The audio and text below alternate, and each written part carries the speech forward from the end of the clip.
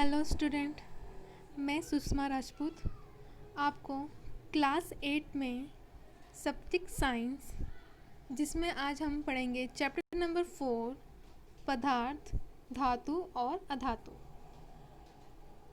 Chapter start करते हैं। आप लोहा, एल्यूमिनियम, तांबा आदि जैसे कुछ पदार्थों से परिचित हैं। कुछ पदार्थ सारणी 4.1 में दिए गए हैं, ठीक है। तो ये सब क्या है, आपके पदार्थ हैं जो नीचे दिया गया है सारणी 4.1 में। तो पदार्थों में दिखावट और कठोरता, तो सारणी 4.1 देख लें हम। सारणी 4.1 में यहाँ पे आपको वस्तुएं दी गई हैं। पहला आपको दिया गया है आयरन यानी लोहा, कोयला, सल्फर यानी गंधक, एल्यूमिनियम, कॉपर। दूसरी साइड आपसे पूछा गया दिखावट में ये चमकदार है यानी कि निष्प्रभ, या कठोरता बहुत कठोर या बहुत नहीं, ठीक है। तो जो आयरन लोहा होता है क्या होता है, चमकदार होता है आपका, और जो वो क्या होता है, बहुत ही कठोर होता है। कोयला होता है वो चमकदार नहीं होता, ठीक है। वो क्या होता है, निष्प्रभ यानी चमक बिना का होता है, और वो बहुत कठोर नहीं होता, ठीक है, वो कठोर नहीं होता। और सल्फर जो है वो भी क्या है, दिखावट में चमकदार नहीं होता, ठीक है। और एल्यूमिनियम और जो तांबा है वो भी क्या होते हैं, दिखने में चमकदार होते हैं और कठोर होते हैं, ठीक है। तो इस तरह से आपको जो आपकी सारणी है 4.1 आपको फिलअप करनी है आपकी बुक में। आगे देखेंगे हम, क्या आप उन पदार्थों के नाम बता सकते हैं जो धातु हैं। सारणी 4.1 में शेष पदार्थ अधातु हैं, ठीक है। यहाँ पे जो भी थे आपने सारणी में देखा, जो आपको पदार्थ दिए गए हैं यहाँ पे आयरन, कोयला, सल्फर, एल्यूमिनियम, कॉपर, ये सब क्या है, इनमें से कुछ पदार्थ हैं जो हैं वो धातु भी हैं और इनमें से कुछ अधातु भी हैं, ठीक है। तो हम कैसे पहचान सकते हैं कि कौन सा पदार्थ धातु है और कौन सा अधातु। तो इनके भौतिक और रासायनिक जो गुण हैं उनके बारे में हम जानेंगे। तो धातुओं का अधातु से अंतर उनके भौतिक और रासायनिक गुणों के आधार पर किया जा सकता है। स्मरण करिए कि चमक और कठोरता भौतिक गुण है, ठीक है। तो जो चमक होती है पदार्थ की, जो कठोरता होती है, वो क्या है, उनके भौतिक गुण है। इनके आधार पर हम जान सकते हैं कि कौन सा पदार्थ धातु है और कौन सा अधातु है। तो चलिए यहाँ पे देखिए 4.1 धातुओं और अधातुओं के जो भौतिक गुण हैं उनके बारे में पढ़ेंगे।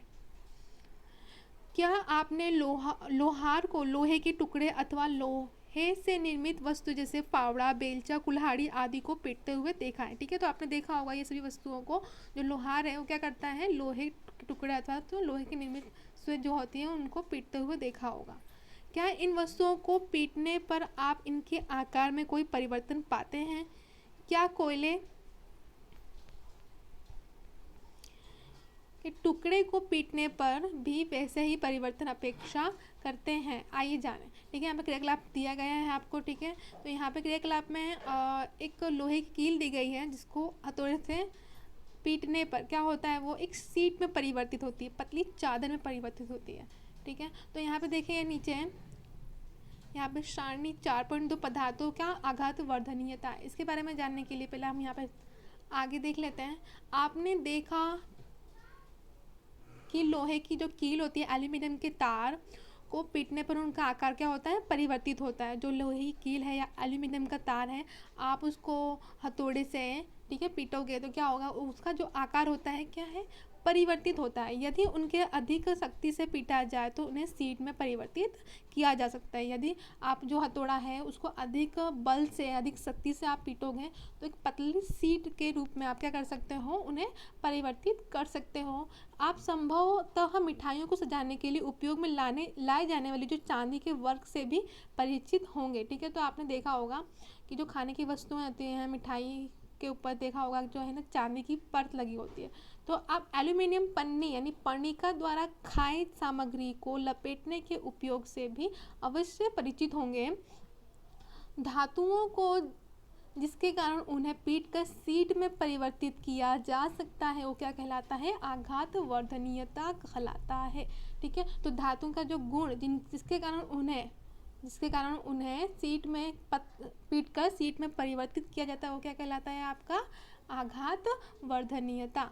आगे देखेंगे, यह धातुओं को अभिलाक्षणिक गुण है। ये क्या है? धातुओं का अभिलाक्षणिक गुण है। जैसा आपने देखा होगा कोयले और पेंसिल की लेड जैसे पदार्थ यह गुण प्रदर्शित नहीं करते। तो जो कोयले और पेंसिल होती है, पेंसिल की लेड जिससे आप लिखते हो, जो उसका जो नुकीला भाग होता है उसे क्या कहेंगे? पेंसिल की लेड। तो उसे आप क्या करेंगे? पीटेंगे, सख्ती से पीटेंगे, ज़्यादा बल लगा के पीटेंगे तो क्या वो भी इसी प्रकार सीट में परिवर्तित होगी? तो बिल्कुल नहीं। क्यों? क्योंकि आप उसे जोर से पीटने जाओगे तो क्या होगी? वो कोयला और पेंसिल की जो लीड होगी वो क्या होगी? टुकड़ों में टुकड़े हो जाएंगे। ठीक है। क्या हम इन्हें धातु कह सकते हैं? ठीक, तो हम इन्हें धातु कह सकते हैं? नहीं। तो ये क्या हो गए? हमारे अधातु हो गए। क्या आप बिना प्लास्टिक या लकड़ी के हत्थे वाले गर्म धातु के पात्रों को स्वयं को बिना आघात पहुंचाए पकड़ सकते हैं? शायद नहीं। क्यों? कुछ अन्य अनुभवों को सूची बनाने का प्रयास करिए जिसमें एक लकड़ी या प्लास्टिक का हत्था आपको घायल होने से बचाता है। जब आप गर्म वस्तुओं को पकड़ते हैं, इन अनुभवों के आधार पर आप लकड़ी और प्लास्टिक द्वारा ऊष्मा के चालन के विषय में क्या कह सकते हैं? आपने एक विद्युत कर्मी को पेंचकस से काम करते देखा होगा। उनका हत्था किस प्रकार का होता है? क्यों? आइए जानें। ठीक है। उसके बारे में जानने के लिए हम आगे पढ़ेंगे। क्रियाकलाप 4.2 देख लें। क्रियाकलाप 4.2 में दिए गए आपको याद रखिए, किसी वस्तु में विद्युत का प्रवाह होता है या नहीं यह परीक्षण करने हेतु विद्युत परिपथ कैसे बनाया जाता है। चित्र 4.2 में आपको इस तरह से दिया गया है। ये जो है क्या है? विद्युत परिपथ आपको बनाया गया है। आपने कक्षा 6 में, ठीक है, कक्षा 6 में विभिन्न वस्तुओं के साथ यह क्रियाकलाप किया होगा। अब इसी क्रियाकलाप को सारणी 4.3 में दिए गए पदार्थों के साथ दोहराइए, प्रेक्षण कीजिए। इन पदार्थों को सुचालकों और कुचालकों में वर्गीकृत करना है। ठीक है। तो आपको पदार्थ दिए गए हैं, लोहे की छड़, कील, गंधक, कोयला, तांबे का तार। तो आपको क्या करना है? इन सभी वस्तुओं को यहाँ पर इस प्रकार दिया गया है। विद्युत का परिपथ जो है, तो यहाँ पे आपको यहाँ पर लोहे की कील दी गई है। तो यहाँ पर जो है लोहे की कील लगाने के बाद आपको देखना है कि कौन सा विद्युत का कुचालक है और सुचालक है।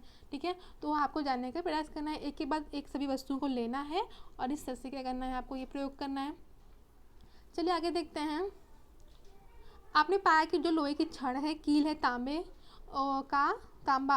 का जो तार होता है वो क्या होता है? सुचालक होता है, जबकि जो गंधक है और कोयला ये क्या है? कुचालक है। ठीक है। तो आप प्रयोग करने के बाद ये जानेंगे कि जो है लोहे की छड़, कील और जो तांबे का तार है वो क्या है? विद्युत का सुचालक है। और जो गंधक है और कोयला क्या है? ये कुचालक है। चलिए आगे देखते हैं। आप एल्यूमिनियम और तांबे की जो तारों का उपयोग कहाँ देखते हैं? क्या आपने कोयले की तारें देखी हैं?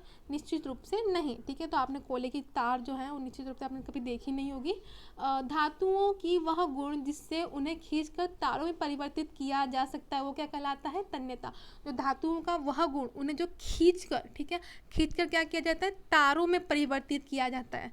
यह वस्तुएं सिर्फ धातुओं के साथ की जा सकती है। अधातुओं के साथ आप खींचकर उन्हें तारों में परिवर्तित नहीं कर सकते। ठीक है। तो जो धातुओं का जो वह गुण जिससे उन्हें खींचकर तारों में परिवर्तित किया जाता है वो आपका क्या कहलाता है? तन्यता। ठीक है। आपको ये चीज़ याद रखनी है। तन्यता किसे कहते हैं? आपसे पूछा जा सकता है। आगे देखेंगे। क्या आपने कभी लोहे की सीट यानी प्लेट, धातु का सिक्का और एक कोयले का टुकड़ा फर्श पर गिराकर उनसे उत्पन्न ध्वनि के अंतर पर ध्यान दिया? ठीक है। आपने ये चीज़ की होगी। लोहे की सीट या प्लेट, धातु का सिक्का या कोयले का टुकड़ा फर्श पर गिराने के बाद आपको कुछ ध्वनि सुनाई देती है। ठीक है। तो उसमें कुछ परिवर्तन होता है। ठीक है। यदि नहीं तो अब आप प्रयास कर सकते हैं। अगर आपने ये चीज़ नहीं की है तो आप कर सकते हैं और इनसे गिरने के बाद, फर्श पर गिरने के बाद जो ध्वनि उत्पन्न होती है आप उनका अनुमान लगा सकते हैं। क्या उत्पन्न ध्वनियों में कोई अंतर पाते हैं? क्या आपने मंदिरों में जो लकड़ी की घंटियाँ देखी हैं, क्या आप इनका कारण बता सकते हैं? धातुओं से बनी वस्तुओं को जब कठोर सतह से टकराया जाता है तो एक निनाद ध्वनि, रिंगिंग साउंड क्या होता है? उत्पन्न होता है। तो धातुएं होती हैं वो वस्तुओं को जब कठोर सतह से टकराती हैं, जैसे कठोर सतह से जो धातुएं टकराती हैं तो क्या होती है? एक रिंगिंग साउंड उत्पन्न होता है। जो निनाद ध्वनि होती है वह धातुएं क्या होती हैं? कठोर सतह से टकराने के बाद जो है रिंगिंग साउंड उत्पन्न करती हैं। माना आपके पास दो समान दिखने वाले डिब्बे हैं। ठीक है। मान लीजिए आपके पास एक जैसे दिखने वाले एक ही तरह के दो डिब्बे हैं। एक लकड़ी से निर्मित और दूसरा धातु से, ठीक है। तो एक लकड़ी का है और एक क्या दूसरा, कोई भी धातु आप ले लीजिए, चाहे एल्यूमिनियम हो, तांबा हो, ठीक है। क्या आप दोनों डिब्बों पर चोट करके बता सकते हैं कि कौन सा डिब्बा धातु का बना हुआ है, ठीक है। तो आपको क्या करना है, दोनों डिब्बों पर क्या करना है, चोट करना है, किसी भी वस्तु से क्या करना है, चोट करना है, नहीं फिर पीटना है, फिर आपको बताना है कि कौन सा धातु है कौन सा अधातु है। क्योंकि धातु गायन ध्वनियाँ उत्पन्न करते हैं। जो धातुएं होती हैं, क्या होती हैं, गायन ध्वनियाँ। आप मान लीजिए आप एल्यूमिनियम का डब्बा ले रहे हैं, ठीक है, तो उसके सामने आप लकड़ी का डब्बा ले रहे हैं, तो क्या होगा, एल्यूमिनियम के डब्बे पे आप पीटेंगे तो अधिक ध्वनि उत्पन्न होगी, अतः वे ध्वनि कहलाती हैं। क्योंकि धातु गायन ध्वनियाँ उत्पन्न करती है, अतः वे क्या कहलाती हैं, ध्वनि कहलाते हैं।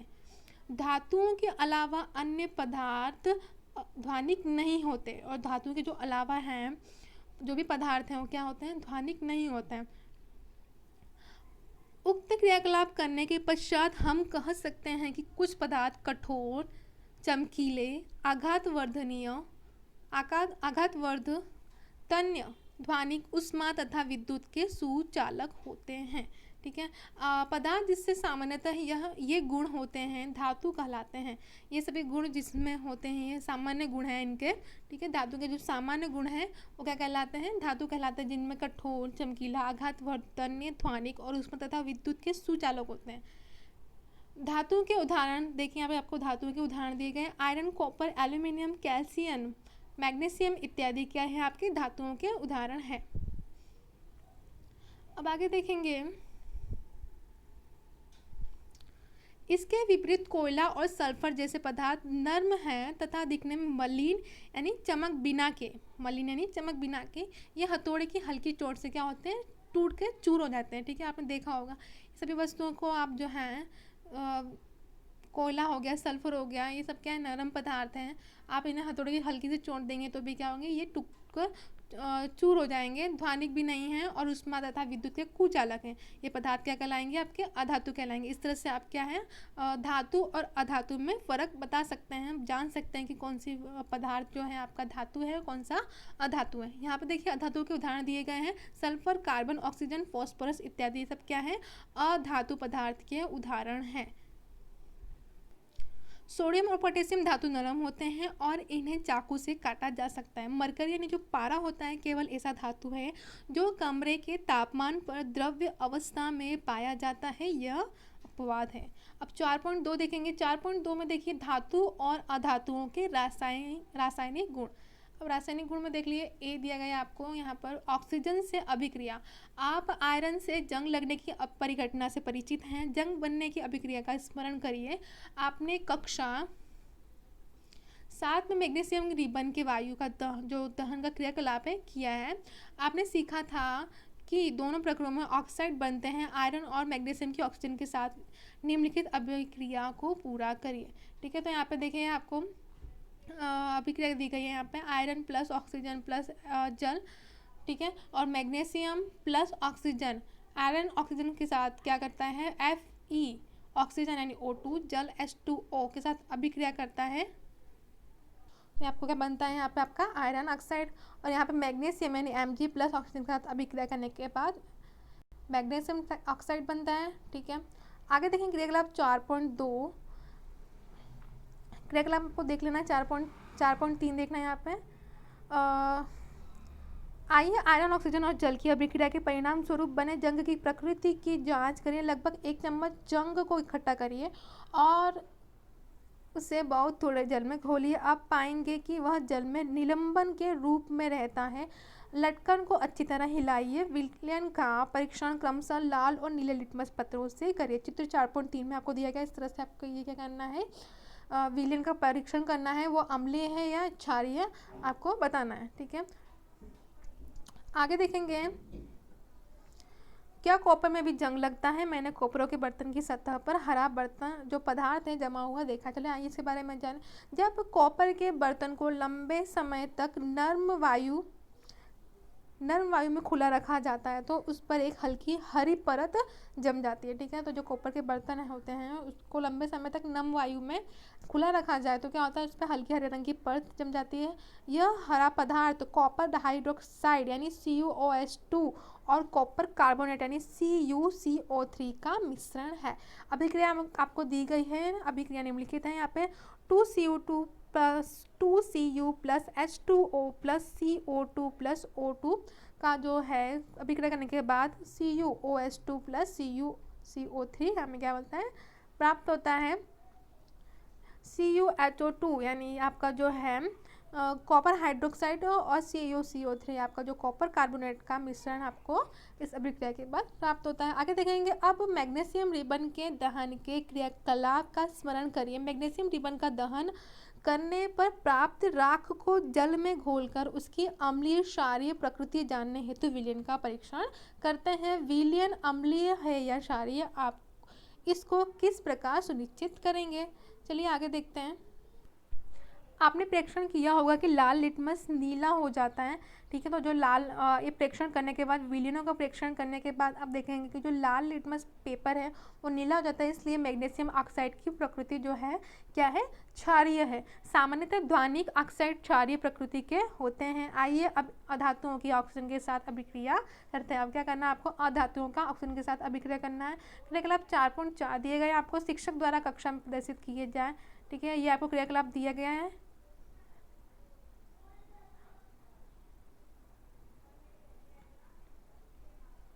ठीक है, आपको इसको एक बार देख लेना है।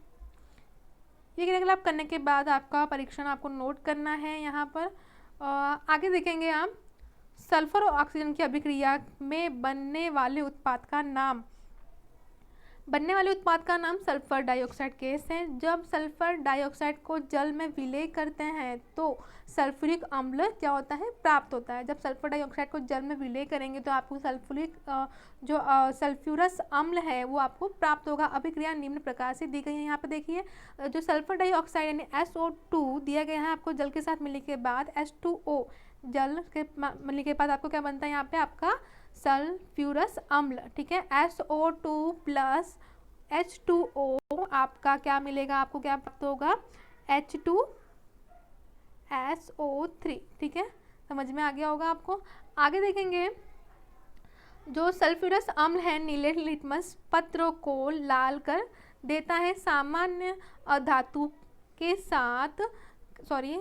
अधातुओं के ऑक्साइड अम्लीय प्रकृति के होते हैं। प्रयोगशाला में काम आने वाले कुछ अम्लों और क्षारों के नाम याद करिए। तो आपने कक्षा 7 में पढ़े थे, उनके नाम सारणी 4.4 में लिखिए। उनके उपस्थित धातु अथवा अधातु की पहचान करिए जो ऑक्सीजन के साथ ऑक्साइड बनाता है। चलिए आगे देखते हैं हम बी, जल के साथ अभिक्रिया। आइए देखिए धातु और अधातु किस प्रकार जल से अभिक्रिया करते हैं। सोडियम धातु बहुत अभिक्रियाशील होता है। यह ऑक्सीजन और जल के साथ अत्यंत तीव्र ध्वनि क्या होता है, अभिक्रिया करता है। अभिक्रिया में बहुत अधिक ऊष्मा उत्पन्न होती है, इसलिए यह मिट्टी के तेल में संचित रखा जाता है। यहाँ क्रियाकलाप 4.5 दिए गए हैं। क्रियाकलाप 4.5 में इस तरह से प्रयोग हैगा जो देख लेना है आपको। आगे देखेंगे, आपने देखा कि सोडियम जल के साथ तीव्र अभिक्रिया करता है। ठीक है, तो वो प्रयोग करने के बाद, वो क्रियाकलाप करने के बाद आपको पता चलेगा कि जो सोडियम है वो जल के साथ क्या करेगा, तीव्र अभिक्रिया करेगा। और क्या है, धातु ऐसा नहीं करते। उदाहरण के लिए आयरन जल से धीमी अभिक्रिया करता है। सामान्यतः अधातु जल से अभिक्रिया नहीं करते, यद्यपि वे वायु में बहुत सक्रिय हो जाते हैं। ठीक है, सामान्यतः जो अधातु होते हैं, अधातु पदार्थ होते हैं, वो जल से अभिक्रिया नहीं करते, वो क्या होते हैं, वायु में बहुत ही सक्रिय हो जाते हैं। इस प्रकार के अधातु को जल में रखा जाता है। उदाहरण के लिए फॉस्फोरस एक बहुत सक्रिय अधातु है, वायु में खुला रखने पर यह आग पकड़ लेती है। ठीक है, तो जो फॉस्फोरस है वो क्या है, बहुत ही सक्रिय अधातु है। आप उसको वायु में खुला रखेंगे तो वो तुरंत ही आग पकड़ लेगी। फॉस्फोरस से वायुमंडलीय ऑक्सीजन का संपर्क न हो, इसलिए उसे जल में रखा जाता है। अब सी देखेंगे, अम्लों से अभिक्रिया। आइए देखिए धातु और अधातु अम्लों के साथ किस प्रकार अभिक्रिया किस प्रकार व्यवहार करते हैं। क्रियाकलाप 4.6 देखिए, सावधानी रखनी है आपको, परख नली के मुंह को अपने चेहरे से दूर रखिए। परख नली पकड़ने के लिए परख नली होल्डर का ही प्रयोग करना है आपको। सारणी 4.5 में सूचीबद्ध धातुओं और अधातुओं के नमूने पृथक परख नलियों में लीजिए और इन्हें A, B, C, D, E, F से चिन्हित कीजिए। ड्रॉपर की सहायता से प्रत्येक परख नली में एक एक करके 5 ml तनु हाइड्रोक्लोरिन अम्ल डालिए। अभिक्रिया को सावधानीपूर्वक प्रेक्षण करिए। यदि ठंडे विलयन में कोई अभिक्रिया नहीं होती तो परख नली को हल्का गर्म करके प्रत्येक परख नली के मुंह के पास एक जलती हुई माचिस की तिल्ली लाइए। यही क्रियाकलाप तनु हाइड्रोक्साइड क्लोरीन अम्ल के साथ पर तनु सल्फ्यूरिक अम्ल लेकर दोहराइए। अपने प्रेक्षण को सारणी 4.5 में क्या करना है आपको नोट करना है। आगे देखेंगे, क्या धातु और अधातु अम्लों से भिन्न प्रकार से अभिक्रिया करते हैं। परख नलियों के मुंह के पास जलती हुई माचिस की तिल्ली लाने पर कुछ में पॉप की ध्वनि उत्पन्न क्यों होती है। ठीक है, आपने पाया होगा कि अधातु सामान्यतः अम्लों से अभिक्रिया नहीं करते, परंतु धातु अम्लों से अभिक्रिया करते हैं और हाइड्रोजन गैस उत्पन्न करते हैं जो पॉप ध्वनि के साथ चलती है। आपने देखा कि कॉपर तनु हाइड्रोक्लोरिन अम्ल से गर्म करने पर भी अभिक्रिया नहीं करता, परंतु सल्फ्यूरिक अम्ल से अभिक्रिया कर लेता है। ठीक है, अब डी देखेंगे, क्षारों में अभिक्रिया। क्रियाकलाप 4.7 आपको यहाँ पे दिया गया है। आपको क्या करना है, सोडियम हाइड्रोक्साइड विलयन बनाते समय सावधानी बरतिए कि सोडियम हाइड्रोक्साइड की टिकियाओं को प्लास्टिक स्पैचुला से पकड़ें। एक परख नली में सोडियम हाइड्रोक्साइड का ताज़ा विलयन, उसमें 3-4 टिकिया 5 ml जल में घोलकर बनाइए। इसमें एक एल्यूमिनियम की पन्नी का टुकड़ा डालिए। एक जलती हुई माचिस की तीली परख नली के मुंह के निकट लाइए। ध्यान से प्रेक्षण लिखिए। ठीक है, आपको यहाँ पर देखिए कुछ 5 परख नलियाँ दी गई हैं। तो यहाँ पर पहले देखेंगे हम, पॉप ध्वनि क्या दर्शाती है। पहले की तरह पॉप ध्वनि हाइड्रोजन गैस की उपस्थिति दर्शाती है। धातु सोडियम हाइड्रोक्साइड से अभिक्रिया कर हाइड्रोजन गैस उत्पन्न करते हैं। अधातुओं की क्षारों से अभिक्रिया जटिल है। इनमें देखिए विस्थापन अभिक्रिया। कॉपर सल्फेट और आयरन के मध्य अभिक्रिया वाले क्रियाकलाप को याद करिए जो आपने कक्षा 7 में किया था। आइए उस प्रकार की कुछ और अभिक्रियाओं को देखें। यहाँ पे देखिए क्रियाकलाप 4.8 में आपको दिए गए 100 मिली के 5 बीकर लीजिए। आपको उनमें क्या करना है, ई तक आपको नाम चिन्हित करना है। प्रत्येक बीकर में लगभग 50 ml जल लेना है आपको। फिर प्रत्येक बीकर में चित्र 4.6 में दर्शाए अनुसार आपको पदार्थों में से प्रत्येक को एक एक चम्मच डालकर घोलना है। यहाँ पे आपको दिए गए बीकर ए में आपको यहाँ पे ABCDE 5 बीकर दिख रहे हैं। और आपको बीकर ए में आपने क्या लिया गया है, यहाँ पे देखिए कॉपर सल्फेट यानी CuSO4 प्लस जिंक का टुकड़ा Zn। बीकर बी में आपको दिया गया कॉपर सल्फेट CuSO4 प्लस लोहे की कील यानी Fe। और बीकर सी में दिया गया है जिंक सल्फेट ZnSO4 प्लस तांबे की छिलन यानी Cu। और बीकर बी में आपको दिया गया है आयरन सल्फेट FeSO4 प्लस तांबे की छिलन यानी Cu। और लास्ट आपका बीकर है जिंक सल्फेट ZnSO4 प्लस लोहे की कील यानी आपका Fe। इस तरह से क्या किया गया, पदार्थ मिलाए गए हैं। अब देखेंगे आप यहाँ पर आपने मिलाने के बाद जो है ए में इस तरह से मिला गया है और बी में देखेंगे आपकी जो है बीकर ए और बीकर बी में जो पानी है, जो जल है, उसमें परिवर्तन आपको दिखाई दे रहा है। ठीक है, यहाँ पे देखिए आप, ठीक है, परिवर्तन आपको ए और बी में आपको परिवर्तन दिखाई दे रहा है और CDE में आपको कोई परिवर्तन दिखाई नहीं देगा, कोई परिवर्तन नहीं हुआ है। चलिए आगे देखेंगे, बीकरों को बिना छेड़े कुछ समय तक रहने दीजिए। अपने प्रेक्षणों को नोटबुक में रिकॉर्ड करिए। आप विभिन्न बीकरों में क्या परिवर्तन देखते हैं। आपने पढ़ा है कि एक धातु से दूसरे धातु को उसके यौगिक के जलीय से विस्थापित करता है। बीकर ए में जिंक कॉपर सल्फेट विलयन से कॉपर को विस्थापित करता है और इसलिए कॉपर सल्फेट का जो रंग है वो नीला अदृश्य हो जाता है। ठीक है, तो आपने देखा होगा बीकर ए में क्या है, जो नीला रंग है वो क्या होता है, अदृश्य हो जाता है। और बीकर के पैंदे पर कॉपर का लाल जो चूर्ण है वो जमा हो जाता है। अभिक्रिया को निम्न प्रकार से प्रदर्शित किया जा सकता है। ठीक है, इस तरह से आपको देखिए अभिक्रिया दी गई है। तो कॉपर सल्फेट था हमारा CuSO4 प्लस जिंक से मिलने के बाद क्या होता है वो जो नीला रंग का कॉपर सल्फेट था क्या होता है वो जिंक सल्फेट, यानी वो पहले क्या होता है जिंक सल्फेट यानी रंगहीन हो जाता है ZnSO4, और जो कॉपर है वो क्या है लाल रंग में फिर परिवर्तित हो जाता है। ठीक है, आगे देखेंगे आप इसी प्रकार बीकर बी में होने वाली अभिक्रिया को भी लिख सकते हैं। यहाँ पे देखिए मैंने पूछो कि पहले के मन में एक सवाल आया, मैंने बीकर ए और बी में होने वाले अभिक्रियाओं को समझ लिया, परंतु मैं अभी भी भ्रमित हूँ कि बीकर सी, डी और ई में कोई परिवर्तन क्यों नहीं हुआ। ठीक है, तो इसके बारे में जानेंगे। बीकर सी में जिंक का कॉपर द्वारा और ई में आयरन द्वारा विस्थापन हो सकता था, इसी प्रकार बीकर डी में आयरन का विस्थापन कॉपर द्वारा हो सकता था। क्योंकि हम बीकर सी में कोई परिवर्तन नहीं देखते हैं, हम इस निष्कर्ष पर पहुंच सकते हैं कि कॉपर जिंक सल्फेट से जिंक को प्रतिस्थापित करने में सक्षम नहीं है। परंतु क्यों? जब बीकर ए में जिंक कॉपर को प्रतिस्थापित कर सकता है तो बीकर सी में कॉपर जिंक को प्रतिस्थापित क्यों नहीं कर सकता? याद रखिए, विज्ञान मनमाना नहीं होता, यह तथ्यों पर आधारित है, निश्चित नियमों का पालन करता है, और यहाँ नियम से ही जिंक कॉपर और आयरन से अधिक अभिक्रियाशील एक अधिक अभिक्रियाशील धातु कम अभिक्रियाशील धातु को विस्थापित कर सकता है, परंतु कम अभिक्रियाशील धातु अधिक अभिक्रियाशील धातु को प्रस्थापित क्या है नहीं कर सकता। अब आप समझ सकते हैं कि बीकर डी और ई में विस्थापन अभिक्रिया क्यों संपन्न नहीं हुई। ठीक है, क्या आप जिंक आयरन और कॉपर के मध्य अधिक अभिक्रियाशील से कम अभिक्रियाशील धातु के क्रम का अनुमान लगा सकते हैं। ठीक है, तो देखेंगे 4.3 में धातुओं और अधातुओं के उपयोग, आपको अनुमान लगाने में सक्षम होना चाहिए। क्यों? धातुओं का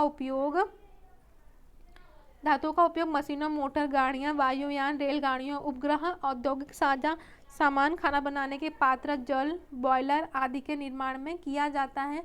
आप कुछ अधातुओं के उपयोगों से भी परिचित होंगे। यहाँ कुछ रोचक उपयोग दिए जा रहे हैं, हमें विश्वास है कि आप उनका सही अनुमान लगा पाएंगे। देखिए पहला पॉइंट देखें, यहाँ पे आपको दिया गया है उपयोग। अधातु जो हमारे जीवन के लिए आवश्यक हैं और जिसे सभी सजीव श्वसन के समय अंदर लेते हैं। अधातु जिनका उपयोग उर्वरकों में पौधों की वृद्धि हेतु किया जाता है। अधातु जिसका उपयोग जल शुद्धिकरण प्रक्रम में किया जाता है। अधातु जिसका बैंगनी रंग का विलेट एंटीबायोटिक के रूप में घावों पर लगाया जाता है।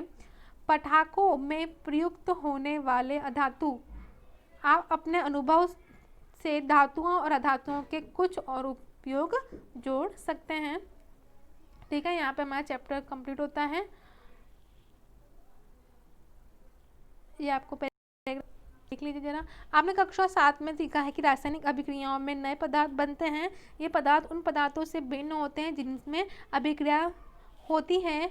अब यदि कोई पदार्थ रासायनिक अभिक्रियाओं द्वारा ठंडा करके गर्म कर अथवा विद्युत अपघटन द्वारा अधिक विघटित नहीं किया जा सकता तो वह तत्व कहलाता है। सल्फर एक तत्व है, इसी प्रकार आयरन और कार्बन एक तत्व है। तत्व के एक नमूने के एक ही प्रकार के परमाणु होते हैं। परमाणु तत्व की सबसे छोटी इकाई होती है।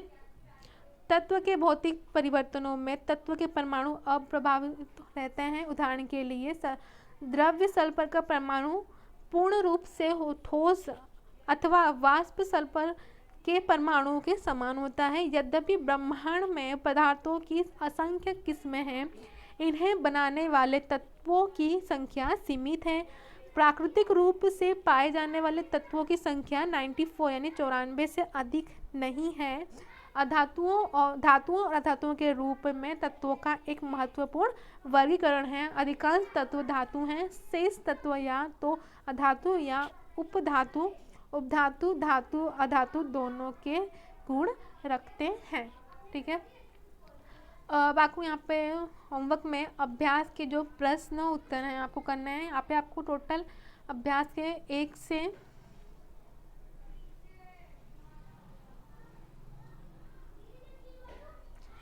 टोटल 11 प्रश्न हैं, आपको 1 से 11 प्रश्न के उत्तर आपको चैप्टर के अंदर से इनके आंसर मिल जाएंगे। इसी के साथ हमारा चैप्टर नंबर 4 पदार्थ, धातु और अधातु कंप्लीट होता है। Thank you.